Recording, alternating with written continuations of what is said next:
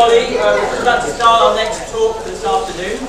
Animal Aid has been campaigning against horse racing for quite some time.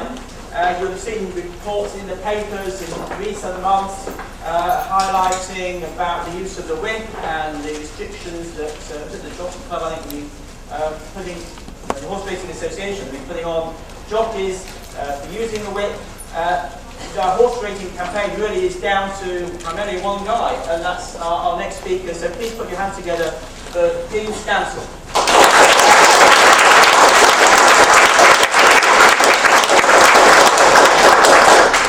Thank you very much, Brian. Thank you for being patient and trying to let me get this technology sorted out. 2 years ago I gave a talk here, but the technology failed me, so I had to stand there and ad lib. So hopefully I won't have to do that today. As Brian said, I'm Dene Stansall. I'm not the only person involved in the horse racing campaign at Animal Aid. We're quite a big team, and Fiona Pereira and Andrew Tyler, director, have a big input into what actually goes on. So thanks anyway, Brian.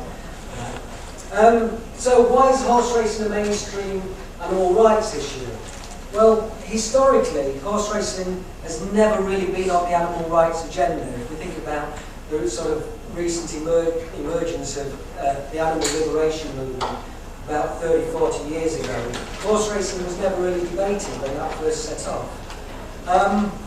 Though people were aware about the Grand National, and a few quiet voices were sort of spoken about in Parliament, and going back since 1954, Lord Aon spoke about 4 horses that were killed in that year's Grand National and tried to press for changes, but with little success. And then it sort of died away until the 70s, and the Grand National itself nearly faded out, but it managed to survive. And people who were concerned about that did target the Grand National specifically. But it wasn't until about 12 years ago that there was really a movement to get to grips with what is going on in horse racing. And this is because nobody really understood what the industry was about. It was secretive, abusive, and unaccountable to anyone.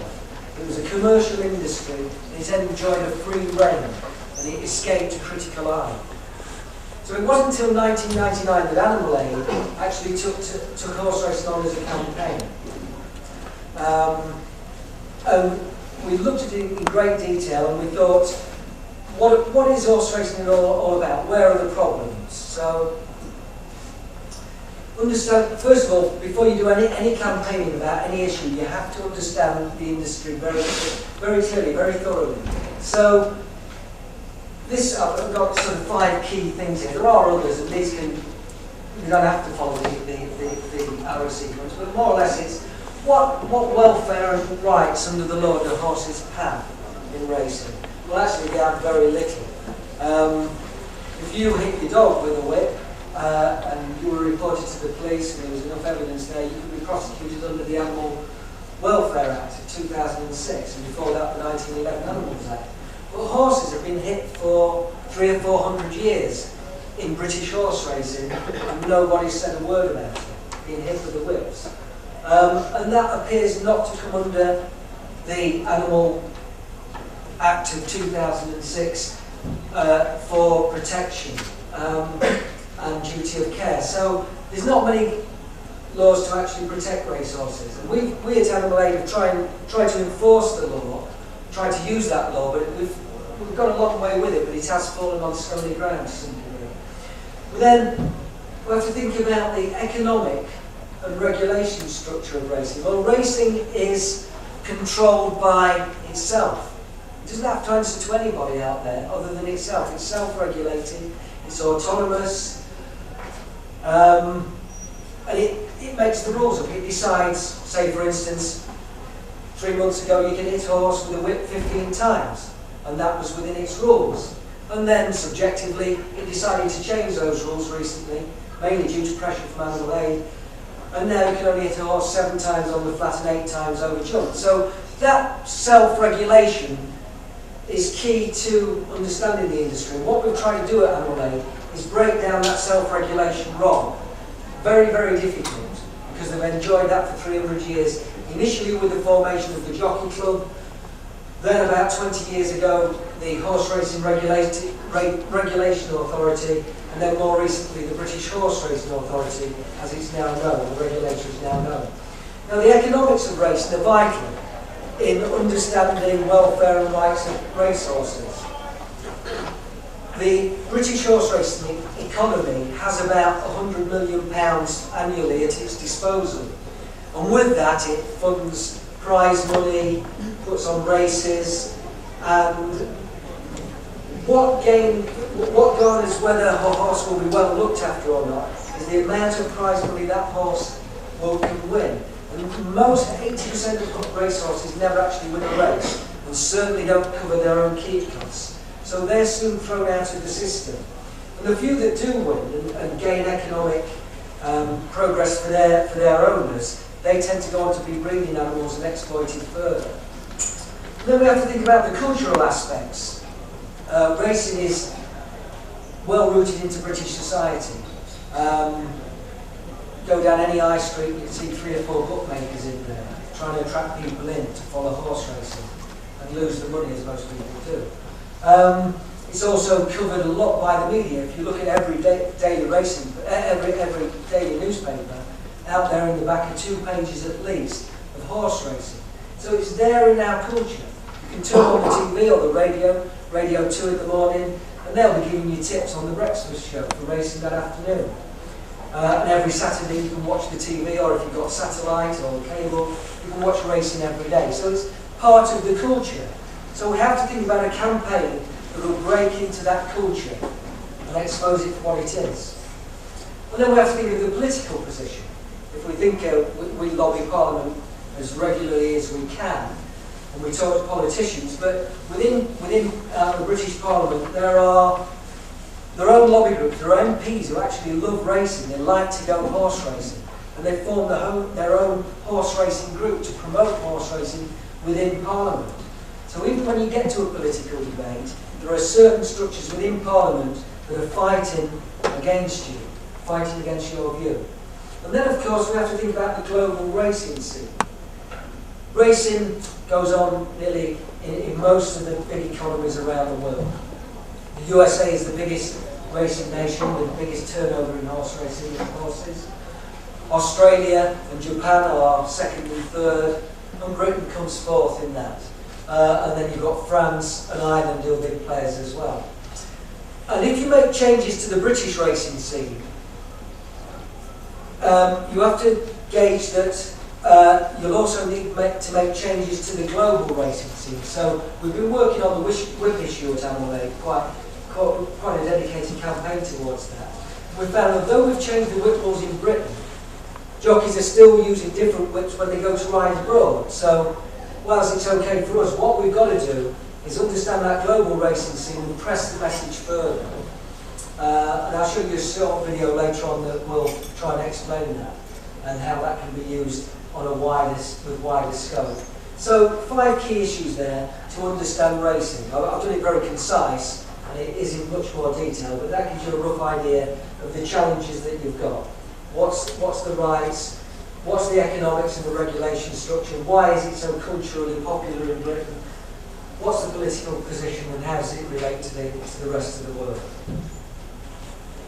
So, when we started out thinking about producing a anti-horse racing campaign, we had to nail it down to 3 key issues. And the 3 key issues are overbreeding. That's what supplies the racing industry. About 120,000 racehorses are bred around the world. About 10% of those will come into Britain, and race in Britain. But only about 50% of all of them will ever actually race. A lot of horses are bred in a speculative manner to go to sales so that their owners can earn money when they sell them after a year. So I may have a brood mare, a race mare, such as this one in the picture. You can see it's very neglected with a foal there. She was a racehorse. She had a few years racing, probably won a few races, and then her owner decided to breed from her and get a foal. Now, that breeding can cost anywhere from £1,000 to £500,000. So I would imagine this is at the cheap end. And then this foal would go to the sales after a year and would be bid for, hopefully. And if we look at recent sales figures, we find that about 30% of foals that are put up for sale don't actually reach any, there's no bid for them, no interest whatsoever. So they end up on the scrap heap straight away as soon as they've been bred. You'll never see a racecourse. And as you can see, this mare and foal have fallen on hard times and fortunately got picked up by a sanctuary. But this is very common. This goes on nearly every week in Britain. I get people emailing me saying, there's a racehorse left racing, can you give this horse a home?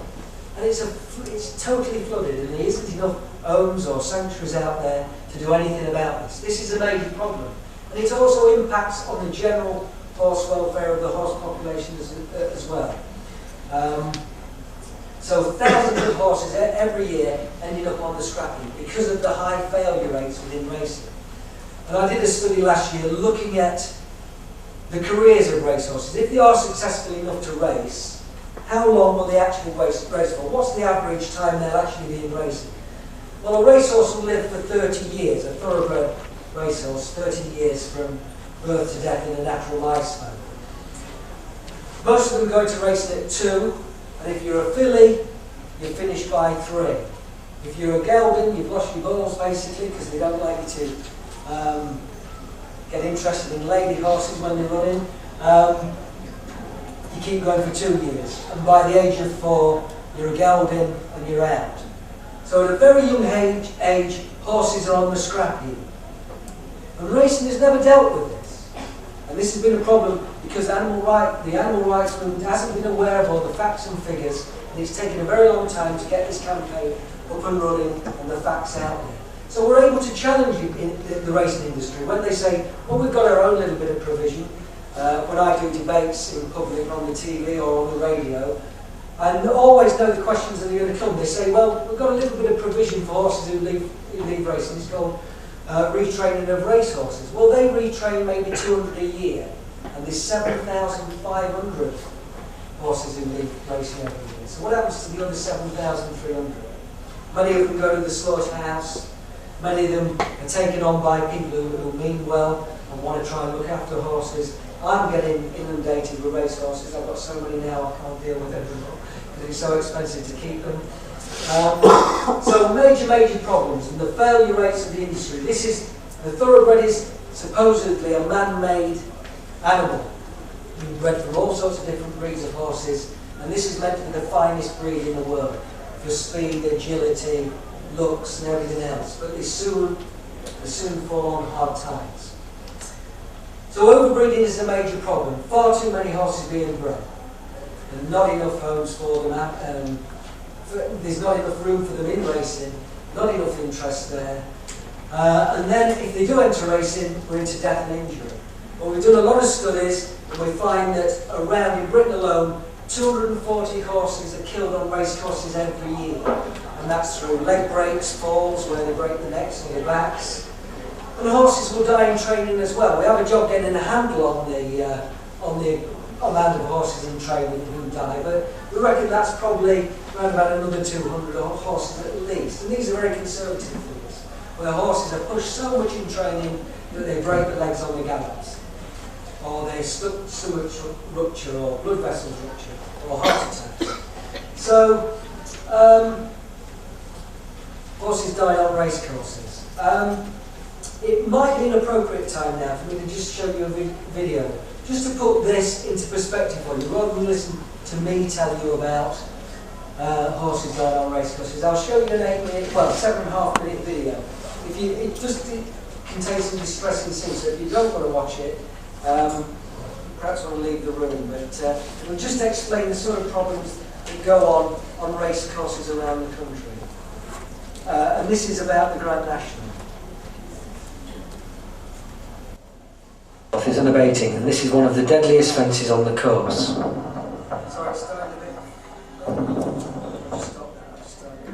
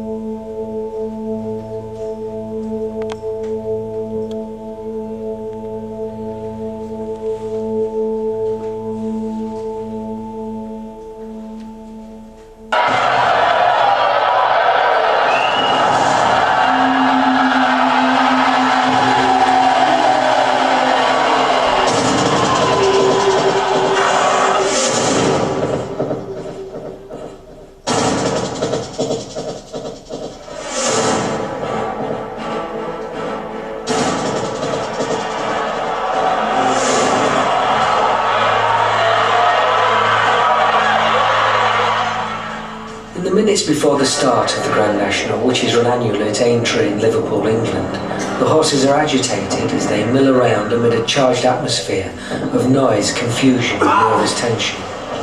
They sense this is different, but unbeknown to these horses, this is a race unlike any other.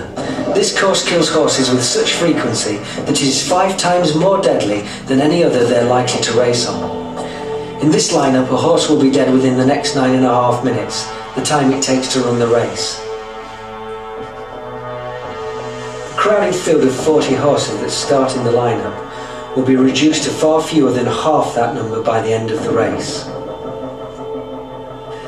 The arduous 4.5-mile race starts at a furious pace. Year after year, the first of the 30 daunting fences claims its victims.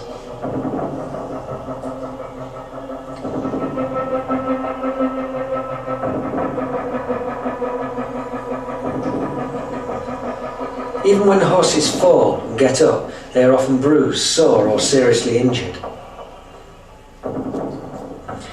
McKelvey, Graphic Approach, and Tyne Again were horses who fell and died later from running loose.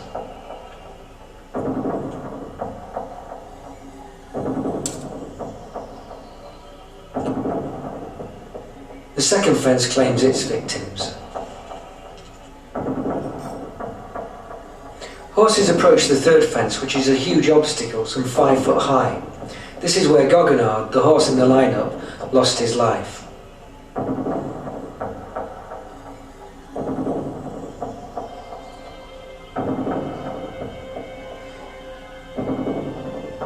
When viewers watch the race live on TV, this is all they see. If it's not pointed out, it can easily be missed and soon disappears from the screen. Seen from above, Goguenard is highlighted coming into picture. In front of the fence is a huge hole in the ground known as a ditch, preceded by an orange-coloured sideboard. He hits the board, his feet go in the ditch, and he lands on top of the fence. He's smacked into from behind by another horse.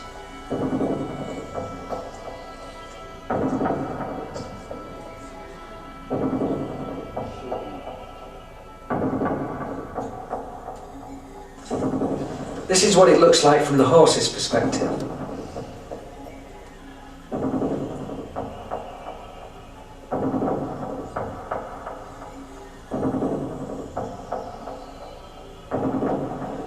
The furious pace to the fourth is unabating, and this is one of the deadliest fences on the course.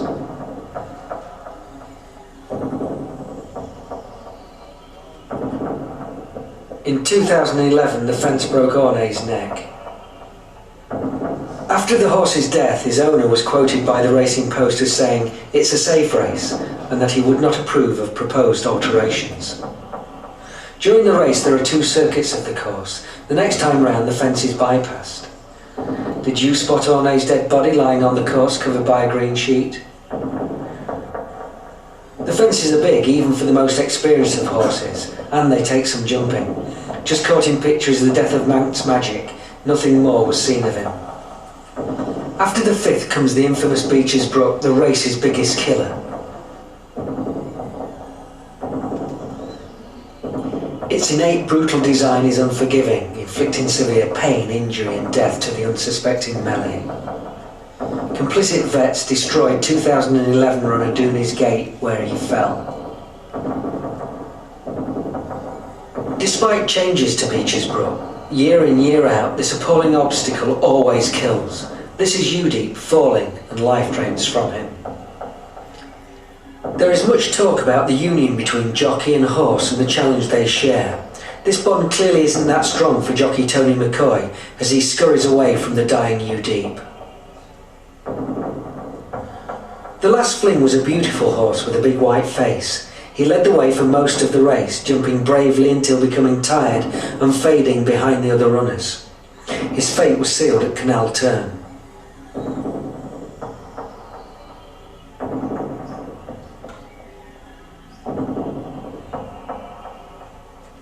At the same fence, a close-up shows a horse lying exhausted and shocked. Horses don't have to fall to get injured. Some runners pull up during the race. Unless highlighted, they would go unnoticed. On the second circuit of the race, all would appear okay at the same spot. Rewind.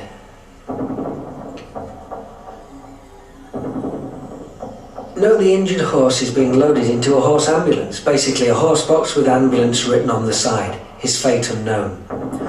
All fences on the course are potentially fatal, whether it's Valentine's Brook, the chair, or just a numbered plain fence. After the 30 fences have been jumped, and at the end of the gruelling 4.5-mile race, the few survivors feel the whip thrashed into their flesh as jockeys hit their exhausted horses to get the utmost from them both physically and mentally. Here, Jason Maguire repeatedly hits Bala Briggs in the long run from the last fence to the finishing post. He breaks the ineffective rules and wins the 2011 race.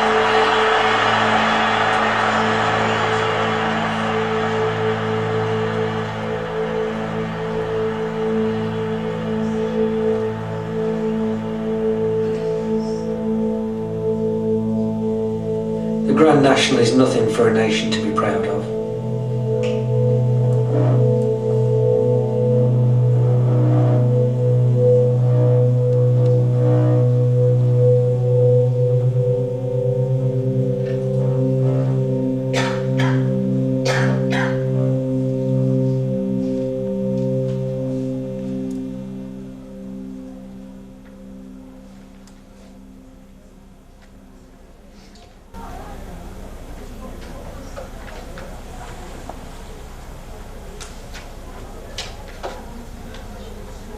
That short film was about the Grand National. Fayre, my colleague who sat there at the back, she was up there at Aintree yesterday Sorry. on a demo campaign to stop that sort of thing. But that goes on every day on British racecourses, not just on the Grand National racecourse at Aintree, but on every British racecourse. We see that happening day in, day out. And we keep a record of that on Animal Aid's Racehorse Death Watch, which you can get from you can actually get to it from the main opening homepage of Animal Aid's website. And there we list every horse that's killed every day on British racecourses. And I personally look at about 250 horses that race every day, 7 days a week, to see what their fate is. So that we've got a thorough understanding of this industry. It takes a lot of work, a lot of time, but we like to think we're always on top of what's going on in racing. Now, if I can get this full screen again, my assistant.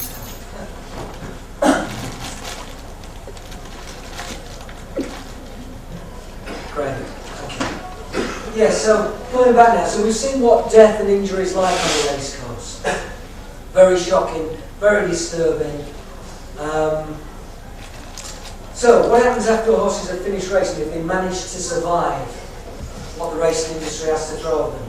Well, they're thrown out into market forces. Very little retirement provision, as I was saying earlier, and hundreds, if not thousands, of horses being slaughtered every year to go off to be meat on the continent, in Italy and Belgium particularly, or they'll be shot in their stables with a rifle, and their carcasses will go off to be rendered into soap or whatever it is they're turned into, or they'll be incinerated. But all the failures, as I say, which is a lot, thousands of horses every year, just disappear from the system. And of course, there's no way of really keeping track of these horses because it's a self-regulated industry, and the data about horses' births and deaths is kept by an organisation called Weatherby's, which are really, which again go back historically to the start of racing some 300 years ago, when they kept breeding records and names and numbers of horses. And Weatherby's retain this information, so when a horse dies, that passport will go back to Weatherby's and they'll keep that information. And they're very reluctant to divulge any information on any horses that run on British racecourses. So if I ring them up and say, right, it's Dene Stansall here, I want to know about, let's say, Devil's Bite. What's happened to her? They'll say, I'm not going to tell you. Private information. Even though that horse is run in public. You know, people will bet on it. Maybe they want to know what's happened to her. No, they won't divulge that. They might, if you offer them money, they might divulge it. This is the industry. It's secretive, it's not accountable, And so that needs to be changed. So how do we change all this? By campaigning, like in any other area of animal rights. I started off campaigning for chickens, and eventually I moved into racehorses, because I had a great love for them. But basically the tools are the same. Establish what the problems are, and go to the media is a good way of getting it out to the public. And we've got a very good PR at Animal Aid, where we work very closely with a lot of racing journalists, a lot of ordinary news journalists. We know a lot of the editors and sub-editors in all the national newspapers, on all the radio stations and in TV. So when something comes up, we say, right, this is a major problem. We'll push it out to the media. So first of all, we do a press release, we get it out to the media, and then they'll decide whether they think it's newsworthy. And we find about 1 in every 3 things we put to the media gets in the national newspapers, which is a good strike rate. There are a lot of campaign groups out there, animal campaign groups as well as human campaign groups and all sorts of campaign groups out there who want to get in the national newspapers. And we get in nearly at least once a week with horse. We're getting all the big sellers, the Daily Mail, the Times, all the big papers. We do get some adverse comments. We've got particularly Greg Wood at The Guardian, who tends to have it in for us. He's a racing journalist. But we always back well against him and fight our corner. But we do have a good relationship with the media, and that gets us a lot of news stories, and it puts horses on the agenda. And when horses are on the agenda, the public don't like to hear about abuse to animals. You get public support, and the public support goes political, and they put pressure on their MPs. But of course, political is a very difficult nut to crack. But you don't just have to crack it politically. Public support can go straight through to the racing regulator. And we've seen this with the use of the whip. In the Grand National film that we've just seen, we saw Jason Maguire hitting the winner Bala Briggs from the last fence to the line. And a lot of people saw that on TV and complained. We did major press releases about it. Within 5 minutes of that happening, we had the Daily Mail on, the Telegraph, the Times, all wanting stories from us. So we acted very quickly, and we got media control. And we were a step of the game, we were a step ahead of the game. And the public were concerned, they moved in as well, and they put pressure on the regulator. So we started to fragment racing from within, and this is a key thing. We start to undermine what the regulator thinks is right and wrong, and we find that 2 or 3 camps start to appear within the regulator. Some who feel that because of public and media pressure they should change, others very conservative and don't want to move and think that racing shouldn't be touched by outsiders, and then people sort of in between. So we try and win over people within the system, within racing's regulator, the British Horse Racing Authority. And I phone them up, even though they don't want to speak to me, I phone them up and try and put pressure on them as well. So by fragmenting from within, it's a key resource that we use, and that gets changed. And we've seen movement on the whip. We saw Jason Maguire hitting Bala Briggs in the Grand National, and immediately within a day, the regulator, because there was such media furore and public support behind it, they said we've got to change the whip rules. So they committed themselves within 24 hours to change the whip rules, because of that one jockey there, and the publicity. It took a 6-month period. I mean, they said they'd been looking at it 6 months prior, but actually they hadn't. They started straight after the Grand National to change the whip rules. And we were hoping for a complete ban on the use of the whip, but it probably wasn't actually realistic because of the global racing scene. Because racing throughout the world, apart from Norway, always has to use it, all jockeys always use the whip. It would be difficult for Britain to take a stand and ban the whip totally. But what they did do, they trebled the penalties for jockeys, and in their opinion, they thought, hit a horse 7 times or 8 times over jumps instead of 15. So some of that pain was alleviated, and that again fragmented racing when they implemented those new rule changes back in September, October. And jockeys started to complain, and it was re-reviewed. But the change still came about, because we were on the ball, we've got media behind us, we've got public support behind us, and we've already got that vehicle for change moving. So now, within the British Horse Racing Authority, their welfare department, their science and welfare department has grown somewhat, and it's now a major thing on their agenda. Years ago, when I used to talk to the jockey club, they would say their first line was horse racing is always a priority, always the first priority, which was nonsense. It wasn't. It was always bottom of their list. Now, it really is top of their list because they feel they're losing public support, and it's because of targeted, prolonged, drawn-out campaigns. This is a long war that we're fighting. We win a few battles and we haven't won the war yet, but it's there. I hate to use sort of terminology like that because it's probably wrong, but that's probably the best way I can explain it to you. But it's an ongoing campaign and we're getting there. The battle's not won, we're far from won, but we are making inroads. And it's now on their agenda, and we will see change. We will see change. We saw change to the Grand National after it took place, when those two horses were killed, Orne and Dooney's Gate. They did a review, the regulator did a review, and changed a few of the fences. They haven't gone as far as we wanted, and I think those changes are fairly negligible, but I watched racing from Aintree yesterday, and touchwood, all the horses were up okay. So change is ongoing, and it will keep changing. But what we need is big public support to actually make racing fade away and disappear into the background. I don't think we'll actually achieve it politically by saying we want to ban on racing.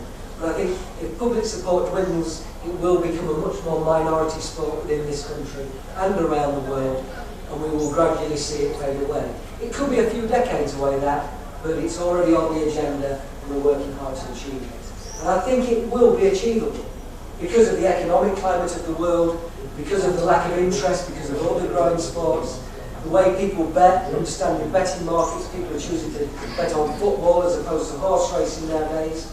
So betting markets changing. Without betting, racing doesn't get funded. If it doesn't get funded, people don't have racehorses. So there are lots of different aspects we can target to get our aims achieved, and we work on them all to get there. So that's basically giving you an insight on how we work, what we do, how we go about it. And we're working on the whip issue, and we think that we will be able to get quite a big landmark in banning the whip within the next few years. And to go somewhere with that, we're producing rather elaborate campaign tools. And this next video I'm going to show you is going to actually have an official launch in the new year. And I'm giving you a sneak preview of it. It's only 40 seconds long, and you might think it's amusing, but it does actually have a serious side to it. So if I can just get this video up.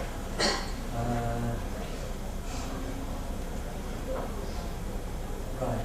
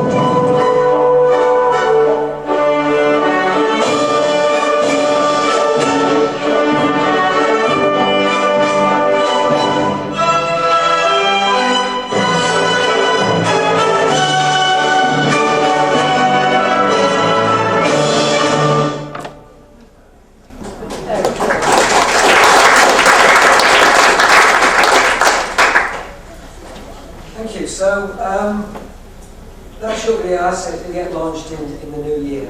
And it's really to campaign against the industry that say these new cushion whips that jockeys use, and they don't hurt. Well, they do, because these doing some great work, and found that last year, for instance, 17 horses per wheel with this so-called cushion whip. We want to prove that these whips do still hurt horses. Indeed they do. And so, when we put that video out, the great thing about that video is it's got universal.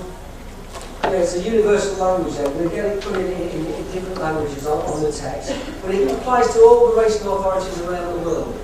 And we're going to give that to other campaign groups in America. Whip abuse really is, it's absolutely shocking. Australia, Japan, and all the other big racing nations. We're going to push that out in other countries as well, so they get the message too, and they reform, just as we're gradually reforming too. So that's about all I've got to say.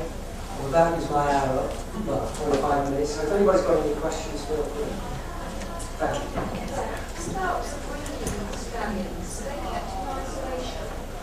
Breeding stallions are kept in isolation, yes. Other than, sorry?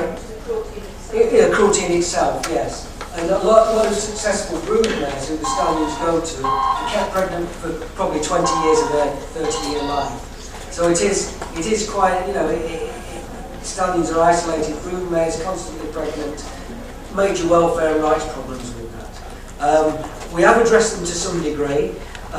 We've written about it in a report I wrote in 2006 called Bred to Death, and you can read a bit more about, if anybody wants to take that up, you can read it in that publication.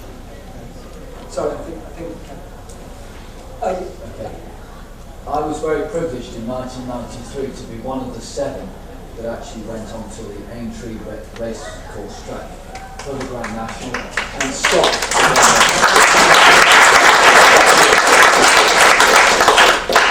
And I can assure you that on that track, the hedges are extremely high. If you're running, as I was, along with 6 others, away from police, waving their batons, trying to run into the hedges, we were literally throwing ourselves into the hedges.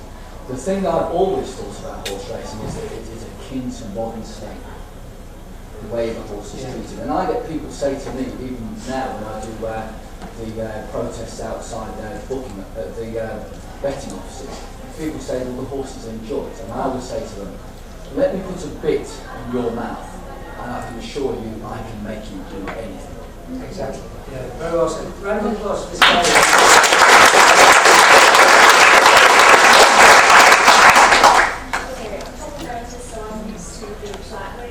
Oh, yeah.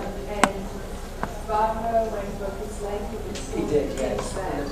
Definitely brought up interest in America, and they're trying to get the services changed. Can you tell me a little more about comparison between the flat and the hedges? Yeah, okay. In racing, you've probably got 3 disciplines. You've got racing on grass with no obstacles, which is called flat turf racing, such as the Derby. You've got racing over obstacles, such as the Grand National, where you jump fences or hurdles. And then you've got what they call all-weather racing, where they run on what they call all-weather surfaces that allow horses or racing to take place consistently throughout the year, rather than just, say, a dozen times a year, as is standard on normal grass courses. So, in America, you talk about Barbaro, who was killed in the Preakness about 4 years ago. He was running on American dirt tracks, and he was a very high-profile horse. He won the Kentucky Derby, and he was going for the American Triple Crown at the time. And he broke a hind leg, and because that was being seen on the TV across the American nation, they decided to try and save the horse. Most horses, when they get a broken leg, they're killed, destroyed immediately. Barbaro was given a chance to survive, so they threw all the veterinary medicine they could at him. They plastered his leg, they trimmed all his different hooves, they didn't stop him from walking, fed him certain things, but sadly he still died. And that was an ongoing campaign, because America took it to the heart, that they wanted to know what happened to this very famous horse. Of course he died. And then there was a discussion in the USA about, is it the surface that they're running on, the dirt surfaces? And again, it happened to a horse called 8 Bells. It was a filly who ran in the Kentucky Derby.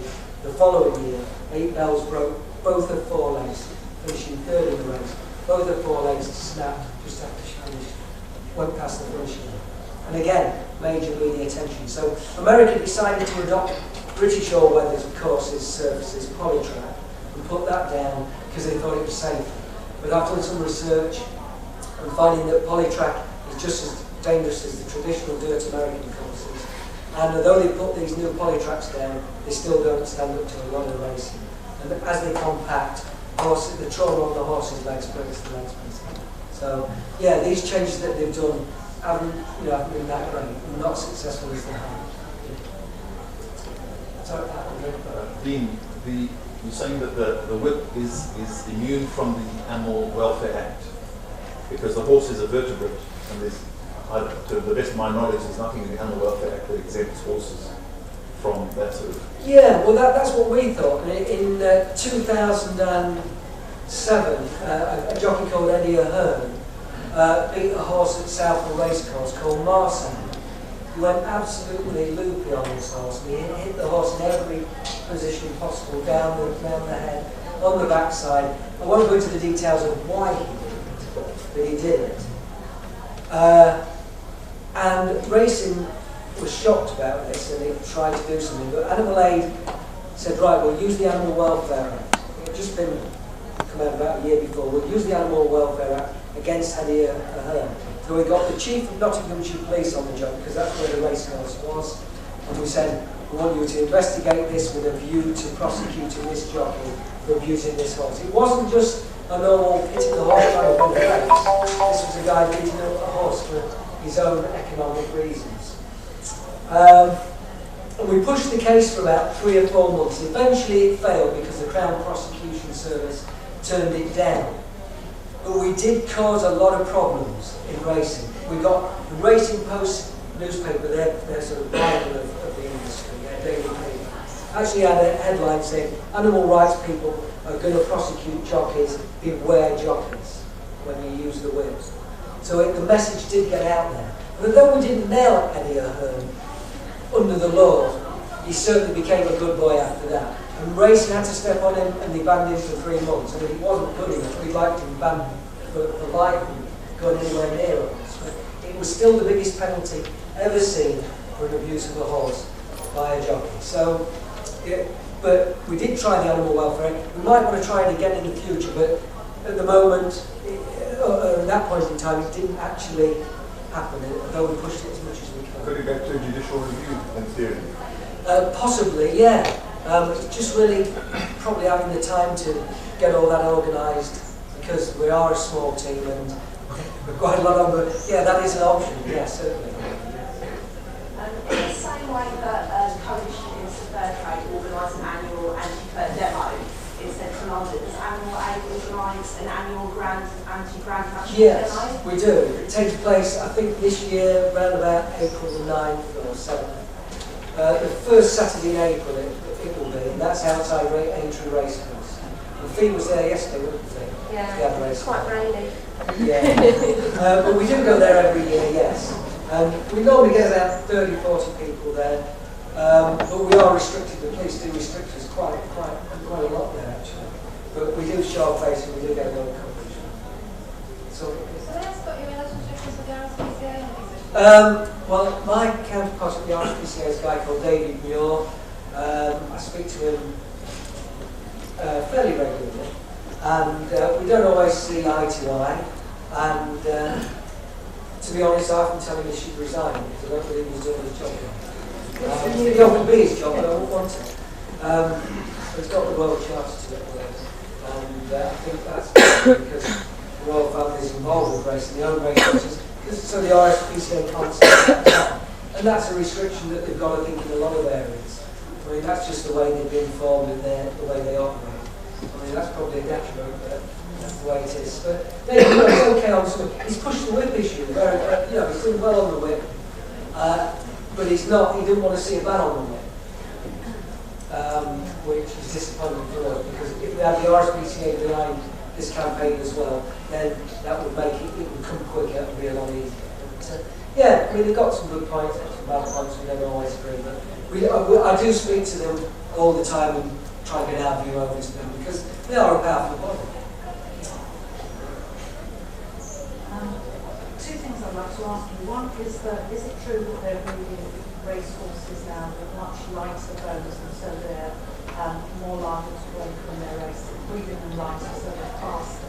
And the other one is the comment from the industry that says safer horses make them faster.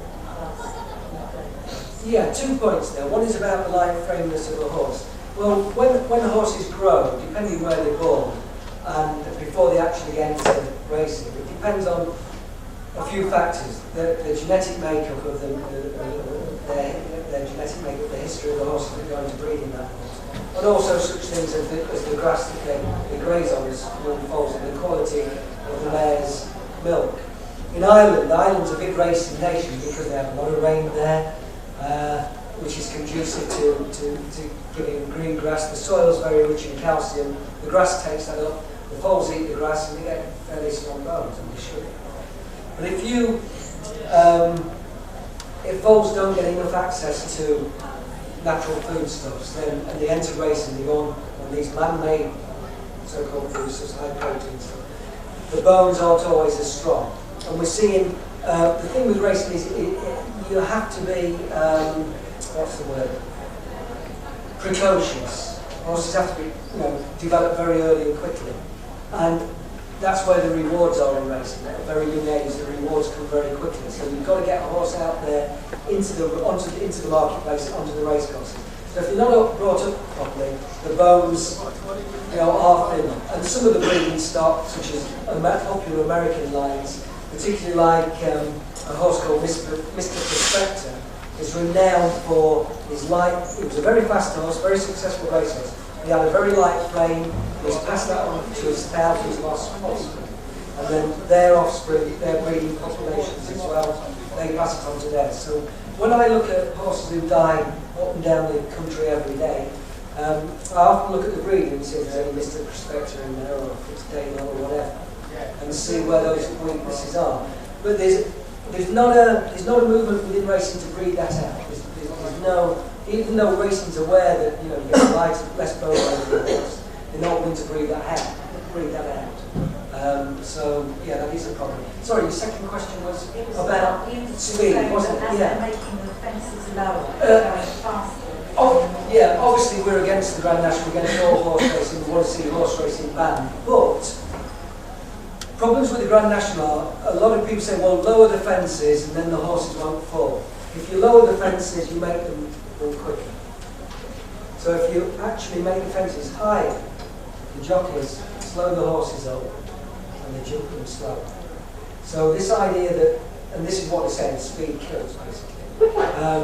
Fast ground, depending on the surface, how much rain has gone on that surface, that governs whether it's fast or dry or heavy. Heavier the ground, slower the horses go. Harder or firmer the ground, quicker they go. So a lot of factors come in when you analyse a race and why horses die. It'll be either due to the ground conditions or the obstacles that they're jumping in, the positioning of those obstacles. But one thing you can't do in racing is lower the obstacles, because they still jump, but they go at more speed. So that is problematic. Sorry, can I just have one final question? Yes. Who employs the vets who are race courses? Who come to the veterinary profession? Can you repeat the question? Yeah, she's saying who employs the vets on race courses, and what do the veterinary profession think of that? Well, Andre might want to answer this. He's the vet, but I won't drag you into this one. They're actually employed by the British Horse Racing Authority, and they get it. It's normally a local veterinary surgeon who's a big animal veterinary who deals with big, large animals. Horses are probably just one aspect of cows and sheep. And it will be a local practice more or less near to the race course, and those people will be contracted with the British Horse Racing Authority to carry out the veterinary procedures on the race course. The Royal Society of Veterinary Surgeons, that's right, yeah. All right, yeah. We've written to them time and time again saying, what are vets doing, putting horse races down on race courses? Why aren't they stood there jumping up and down saying, this is wrong? But they're not doing that. Again, they've got a royal charter. It's very cultural. Vets aren't always the people we think they are. We get hunting vets, we get, race course vets who are complicit in still carrying on this that we see as a body. Could I just quickly say to that, we're vet students, and so we're here and we think that the general consensus. Oh God, pleased to hear that. Oh, that's good. With people like you, things will change. So a big thank you, Dean, for coming.